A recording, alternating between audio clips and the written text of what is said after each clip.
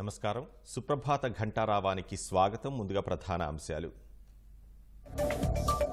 పోలవరానికి నిధులన్నీ కేంద్రమే ఇవ్వాలని కేబినెట్ తీర్మానం. కొత్త డయాఫ్రమ్ వాల్ నిర్మాణానికి అనుమతించాలని వినతి.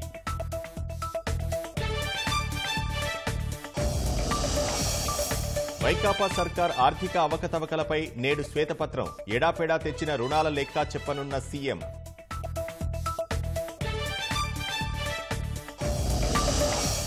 పెద్దిరెడ్డి అరాచకాలపై పోటెత్తిన భూ బాధితులు.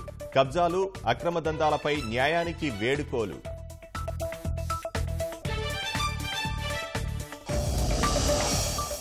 కార్గిల్ విజయోత్సవానికి నేటితో 25 ఏళ్లు.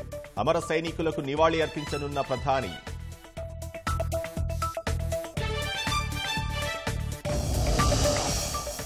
నేటి నుంచి ప్యారిస్ ఒలింపిక్స్. పాల్గొననున్న 10,500 మంది క్రీడాకారులు.